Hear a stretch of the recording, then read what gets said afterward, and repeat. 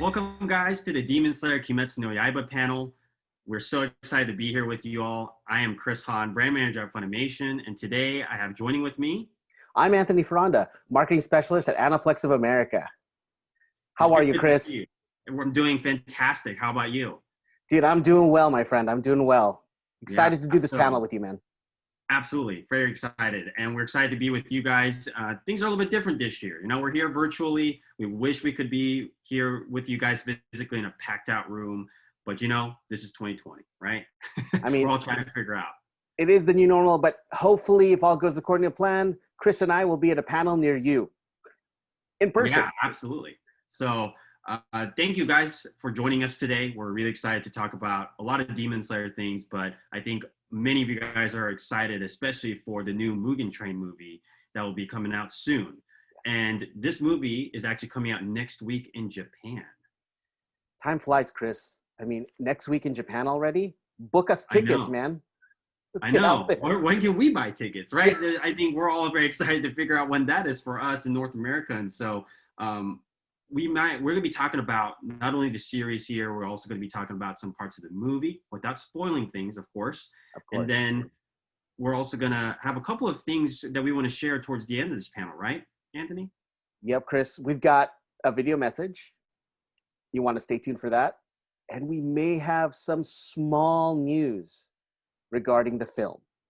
Ooh, that's exciting. Wow. Because I can't wait. I think this is perfect timing for that. Yeah. So, Anthony, as we go into Demon Slayer and kind of talking about this universe, along with why Demon Slayer is such a huge trending worldwide phenomenon since 2019, ever since the first 26 episodes came out, what makes Demon Slayer such a unique, amazing anime series? That's a great question, Chris. And, I want to start off with the animation quality of the show. Ufotable goes above and beyond. If you've been watching Demon Slayer, it feels like each episode is its own mini film. The work put in there by the team at Ufotable is fantastic. They've somehow mastered 2D hand-drawn animation and melded it with a 3D style cinematography to give you some of the best action sequences, some of the best sword fighting that you've ever seen in an anime, And believe me, Chris, we've seen a lot, and this definitely takes the cake. The style, along with the storytelling, it just blends so well. And that's one of the great things about the show is the animation quality from Ufotable. Spot on. I mean, yeah, how can you not enjoy this show's beauty, right? Yeah, absolutely. I think it's like imagine kind of like a art museum, but the days that we kind of, maybe millennials we long for is to be able to go into an art museum and see like gifs in motion, like pictures and paintings and frames. Right. But it's like seeing that as an anime series. And I think that's where Ufotable knocks it out of the park, just absolutely kills it with this, like you're saying, juxtaposing a 2D hand-drawn animation with this 3D cinematography style. Like, talk about the episode when Tanjiro is up against Kyogai, right? The former lower 6 demon of the 12 Kizuki, and he's, hitting all of these different drums on him, and he's rotating this. It reminded me of the scene from Inception, the movie, where, they're inside of this hallway, and you see the whole hallway like turning, but in reality, when they were on set, they were shooting that with the turning hallway. And exactly. Yeah. I mean, that sequence alone is just like, how can you not be a fan of the show? And in doing that, just seeing the room turn, like we were able to check out test footage, Chris and I, and we were just blown away. And seeing the work done to that, and then seeing it actually executed was just a sight to see. And I can't give it enough to Ufotable for bringing their style to this show, and making Demon Slayer really come to life. It pops in so many different sequences, and it's just like, you can't get enough. Absolutely. And I think the manga does a really great job as well, but to see not only that sequence with the turning room, but also the animation of Tanjiro's, water breathing technique come into life with all the different forms that he does, it's just amazing to see in a complete movement. And I think that's where UFO table really blew all of our minds away. And then, it's especially that episode 19. There's no way you can't acknowledge episode 19 wasn't one of the best episodes of last year. It is just incredible what they did, especially with Tanjiro, and as he's preparing his final attack on Rui, the spider demon. Is just insane. Like that whole sequence is just crazy. Yeah, it's one of those moments you just want to gif again and again. If people ask, hey, what's Demon Slayer about? You just show that one sequence and it's like, watch it. Yeah. And UFO Table, we have to hand it to them. They brought the fire, and we're just, thankful for them for doing that. Yeah. Love that. So let's talk about the breathing technique in this show. It's a very unique system that the creator Gotege Sensei brings into this particular series. And what's interesting about breathing technique is that it's not new. This is something that we've actually been doing for many years in the human life. We've been doing it in martial arts, meditation, any other physical activity. We're talking about marathon runners, Olympians, whatever. Like there's a lot of things that go into the breathing techniques of some of these things. And I think what's interesting is the creator takes that and then puts an elemental twist to it so that each character has its own power that is unique to them, and also making it come to life through sword fighting, right? Like that is what Demon Slayer is so unique about. And I think it's so incredible to see it to come into fruition, seeing UFO Table do their animation sequences and adding their touches to all the different elements. And I absolutely enjoy so much of that throughout the whole series. And, Tanjiro's got his water breathing, Inosuke has his beast breathing, Zenitsu's got his thunder breathing, and we get to see all these other Hashiras also show their other breathing techniques, right? You've got Shinobu, who's got the insect breathing, right? This is very unique powers that the creator brings to the table. And so it's so much fun to watch that. And I do want to highlight Inosuke. His beast breathing technique wasn't necessarily passed down to him, nor did he learn really anyone from a master like Zenitsu and Tanjiro did. But this guy is raised from the wild, and he has somehow built his own breathing technique, which is just insane to me because we don't know much about him in the anime so far. There probably will be more in the manga, and hopefully we'll see more in the anime in the, whenever that comes out. But it's definitely so interesting to see this guy who's like raised by the wild and have his own breathing technique. Yeah, that's amazing. And the fact that all the breathing techniques also deal with some of the elements, water, thunder, even flame. Rengoku's, it's flame, And in fact, Tanjiro also has a second technique, right? As we move on to, once again, episode 19, he unleashes a new technique with his sister, which is amazing, and one that, everyone's it's just one of those moments where you just cheer. You're like, yes, that's so awesome, Tanjiro. Where'd you find that? Yeah, and that whole sequence is just amazing to watch over and over and over again. Yeah, it's one of those. It's one of those moments. Like I said, if you're trying to sell your friends on Demon Slayer, sometimes you got to show that sequence and just be like, watch the rest of the series. It gets better. Yeah, or it's just so good. It is so good. And then also, speaking about breathing techniques in these forms, Tanjiro spends a couple of years training, and then he gets into final selection, and he knocks it out of the park, and now he's mastered the water breathing technique. And like you said, there's this new one that appears on episode 19. And so I'm super excited to continue seeing how these breathing techniques will develop over time for each of these characters. And then, of course, we haven't been exposed to all the Hashida's powers, so I'm really excited to see how that ends up turning out as we are more exposed to it. Right. It's going to be awesome to see them grow, to see these kids grow as well. Yeah, and speaking about growth, I think there's a lot of character development that has also occurred in these first 26 episodes of the series. And so, Anthony, I just want to dive in further. What are your thoughts about this bigger theme in Demon Slayer, that we're very familiar with, called the hero's journey, and how does that play out in this series? That's another great question, Chris. I'm glad you asked that. So when we see Tanjiro, we're probably witnessing not just him growing, but just seeing a hero that we've not seen in like this genre in a long time. He's got the biggest heart, he's also very empathetic to the demons to a certain point, right? Yeah. I mean, we see him slay a demon, and he still stays with them. Like in the sequence, I believe in the test sequence where that final test where he's holding the demon's hand. It's funny. We don't see a lot of empathy in heroes in shonen, and we see that with him. And it's not just the empathy, but the fact that he's got the biggest heart out of all of the characters we meet. You know, Tanjiro loves his sister, loves his friends who become his new family after his family is slain, and we see that. And as the series goes, he grows as well. You know, and just seeing him go through this journey, which they like to call the unwavering resolve arc, which is the first 26 episodes of the series.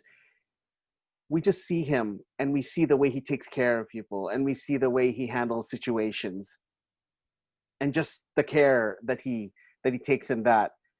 But that just makes him stronger, you know? Yeah, absolutely. Like no one can have a heart that big, like as big as Tanjiro's, and still, you know, and still make it to the next level. Like I said, 2 years of training, he went through a lot, and still carries himself very well, right? As a hero. And that's what this show also provides. You know, we don't see, like, as I said earlier, there's some, you know, other shows we don't see that, but with Tanjiro and Demon Slayer, Gotoke Sensei writes this character that, man, you know, I want to grow up and be just like him. Oh yeah, absolutely. I want to be Tanjiro. You know, I want to be empathetic and strong and loving, just like him. Yeah. You know. Yeah, he has a very, very large heart, and I think what's also very crucial to his development is right out of the gate in this first episode. Right, it's very traumatic for him. It's crazy to have to realize at that young age of what you return to at your home, and it's absolutely insane. And he yet, like you said, he still chooses to express empathy to the demons as he continues to. It's like putting their souls to rest to a certain degree, right? Like they've lived life in this way of perceiving things in this particular way, and yet Tanjiro's like, I want to free you from this. And I think that, that is a huge part of his character, and I love that about him. And also having a sister who's half demon, like that, I think in itself only encourages him to believe that there may be others that are just like her that don't necessarily deserve to be, you know, so I don't know, killed horrifyingly. Like it's just he feels like he can't just let all the demons go so easily as well. Like there is some level of, like you said, empathy and compassion for them of how they've kind of seen their world, and he wants to help them realize that, you know, you didn't have to necessarily live like this, but just know that I did this to help you, kind of thing. Right. Yeah. And in the end, you know, you're right. I'm setting you free. You know, that's another thing I like about the show. You kind of see that the demons weren't all bad. It's just they followed a path. You know, the regular human followed a path, and then they changed. And in a way, it's like that. Tanjiro saves them. You know, along with Tanjiro's journey, his big heart, and his unwavering, you know, resolve and his compassion, there's still good versus evil in this amazing show. Chris, do you want to talk a little bit about that? So when it comes to the good versus evil theme in Demon Slayer, I think it's very apparent for those who have watched the series. You've got, obviously, the evil side is the demons, and then you've got the Demon Slayer core on the good side. And so as we continue to see these two groups develop over in the series, we eventually meet the strongest of both groups. You meet Hashira, who are the 9 most powerful swords masters, or the pillars as they call them, that are part of the Demon Slayer core. And then you've got the 12 strongest demons called the 12 Kizukis, who is managed and operated by Muza and Kibutsuji. And so when you see these two groups coming and crossing over into each other's territories, you know, that's where we get to see some of the best action. And I can't wait to see what is to unfold in the movie, because we're going to see that happen again, just like we saw Giyu and Shinobu appear in the Spider Demon Forest, right? And when we got to see all of that unfold, it's super cool. So there's a lot more to still see from the Hashiras. And what's interesting about the way they're structured as well for both groups is that Hashiras, as I said, they're the pillars, but They each of them are, a master of their own breathing technique. And then you've got the 12 Kizukis, who are includes 12 demons, and they're structured with the upper. You've got the upper six and then the lower six. And interesting fact, if you might have forgotten this, or if you don't remember from the series, is the demons in the 12 Kizukis, actually, their ranks can be seen in their eyes. But you kind of have to have some level of basic kanji understanding to really be able to identify what their number is, because it's written out in kanji along with the upper rank symbol. But it's cool that they, like, the creator made that as like a unique theme for their eyes. And I think we're seeing more of that happen in anime, where eyes aren't necessarily like the traditional eyes anymore with the pupil and iris and things like that. Like, we're seeing more symbols in their eyes, and we're cool with that. Like, I think Demon Slayer completely embraces that, and that's what makes these demons also very unique in their own ways. And so far in the series, we've seen Rui, who is the lower five, get eliminated by Tanjiro, and now we're left with 11. But what this movie has is going to be super exciting, because if you've seen the trailers, you'll notice that, we have another demon from the 12 Kizuki, which is Enmu, and Enmu is the lower one. And when you think about Enmu being the lower one, Tanjiro, Inosuke, and Zenitsu are being asked to go from fighting the lower five in the forest, which is very difficult, to going to lower one. It's like they just skipped 4 levels. And I'm like, what? That's crazy. But but at the end of the, at the end of episode 26, we see them all all go on board on the Mugen train, and that's where you see also Flame Hashira, Rengoku, like he's there with them, and there's a lot to say. So, Anthony, do you know much more about Rengoku and what we may see in the movie? Rengoku, the Flame Hashira. This is one that I feel a lot of the fans are going to fall in love with, especially in this film. He's like, I would say your older brother. Like, he's the older brother to these kids, like the best older brother. Like, he's the one that, would buy you candy from the store and not tell your mom, maybe when you get old enough, sneak a beer, yeah. Stuff like that. And he shows that. And I believe he's one of the beloved, Hashira in the series as well.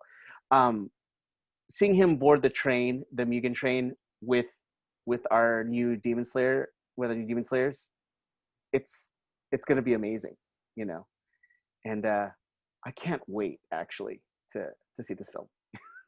Yeah, there's going to be so much that happens, and if you've seen the trailers, like, you'll see some hints of what Enmu's power is, but it's kind of hard to tell, right? Like, you notice that it has nothing to do with a dream, but I don't know much far beyond that point.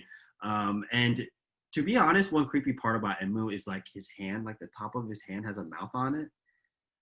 Yeah. Kind of creepy. that's at the whole, like, nightmare situation for me. It's like I see the trailer and that part pops up and I'm just like, yeah. Like, I'm gonna close my eyes. What's going on in the trailer? Yeah. And so I think there's going to be so much to look forward to in this movie, especially seeing our new Demon Slayers and Rengoku go up against Enmu. And I believe this whole movie does take place just on the train. Yeah, it really does. And that talk about Ufotable going to make this movie an amazing thing to watch. Like, it's just going to be on a train, guys. And we're going to be seeing some of the most amazing animation and cinematic sequences of our lives. And it's going to be so cool. We really can't wait to see that. So, Anthony, I think we have something to show now, right? Oh, we do. You know what? Let's check it out, Chris. All right. What up, New York Comic Con's Metaverse? My name is Zach Aguilar, and I voice Tanjiro in Demon Slayer. So, yeah, one really memorable moment I have while recording the show is doing the Demon Slayer training as Tanjiro, and there's a lot of breathing in it, so I do a lot of and a lot of breaths and grunts, and while recording the show, I almost passed out in the booth. I got really dizzy.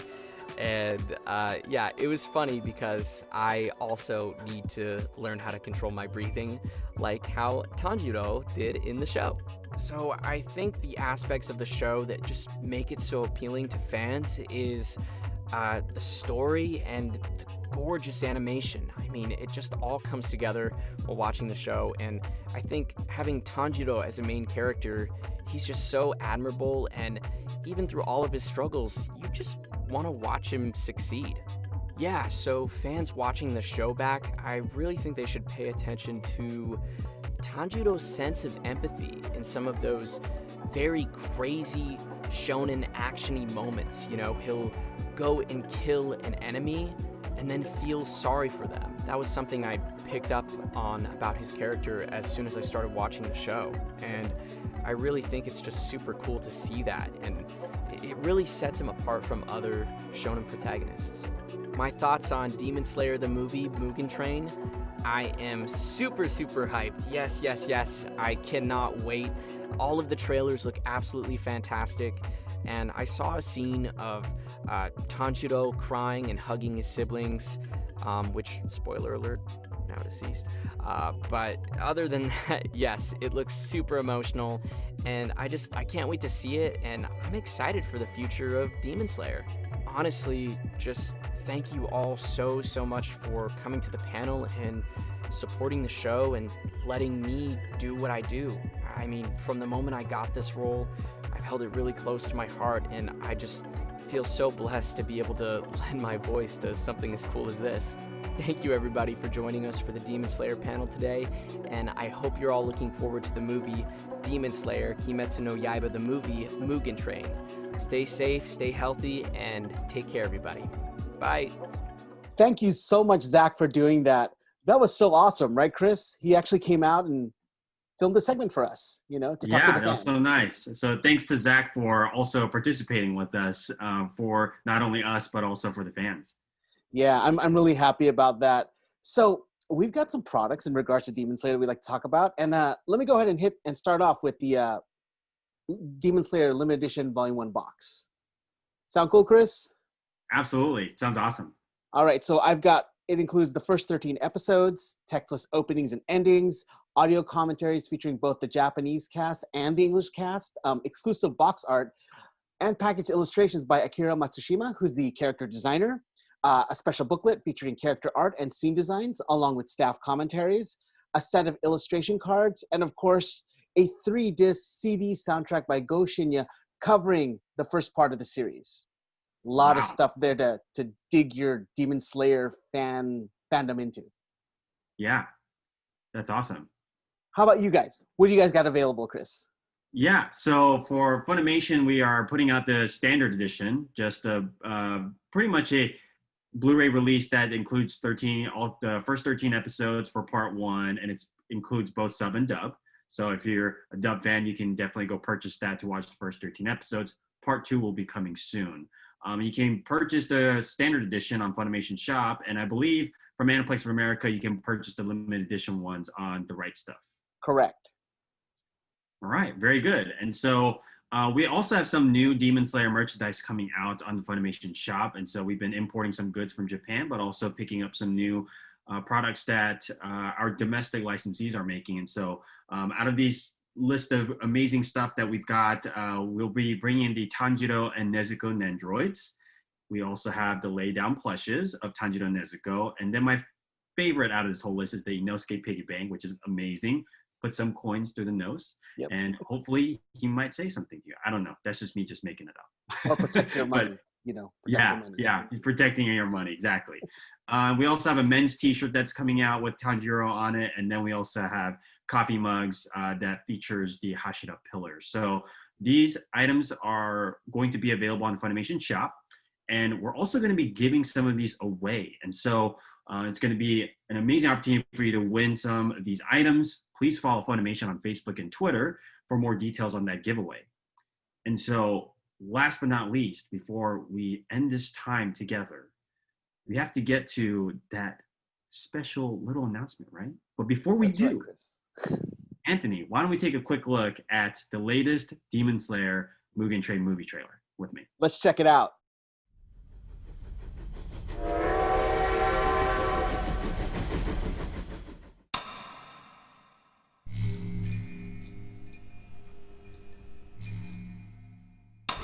Yumeo 見ながら死ねるなんて幸せだよね。落ちていく。落ちていく。夢の中へ。あ、兄ちゃんおかえ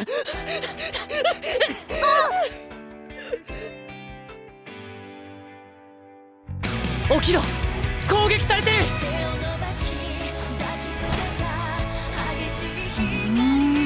よもやよもやだ。炎の呼吸一の方。ごめん。衝突申し。禰豆子ちゃんは俺が守る。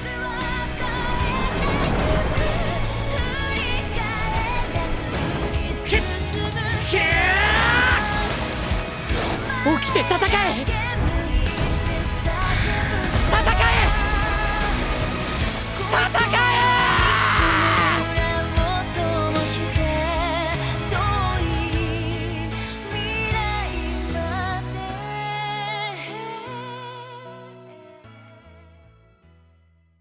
Man, that trailer is freaking amazing. It doesn't get old, Chris. It doesn't get old. I'm so excited. I can't wait to see this film. And what makes this trailer more awesome is that there's Lisa's song, right? Lisa has a new song for this movie. Of course, Lisa. She's yeah. I like her so much. I can't talk enough about her. But man, that song it's a hit. It's a hit, right? It's a hit in the making. Absolutely. I can't wait for that. Speaking of which, Chris, you have some small news regarding the film, and I think you need to drop that knowledge and let them know, let the fan base know. All right, the time has come, guys. The time has come. We gotta brace ourselves on this one because it's exciting, but it might be a little small. I don't know. Depends on how you're gonna look at it. But as Anthony said, the news is that we are going to bring the Mugen Train movie. When I say we, Aniplex America and Funimation Films together, we are bringing the movie to theaters early 2021. How exciting is that, Anthony? Man, 2021 can't come soon enough with what's been going on. This is like the light at the end of the tunnel. Yeah, absolutely. That means we might be able to watch the movie on the big screen with your friends. Exactly. Social distance theater. On watching this amazing UFO table movie, and it's within the next several months. It's going to be so amazing. We're super excited for it, and thank you guys for being here and for supporting Demon Slayer all of this time. And I do want to remind you guys, if you haven't seen the Demon Slayer series, I highly recommend you to do so because this movie is a direct sequel to this episodic content. Thank you again, Anthony, for your time here and for joining me on this panel.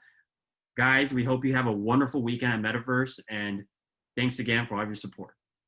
Take care, everyone. We'll see you all soon. Yep. See you in the theaters. Bye. Bye.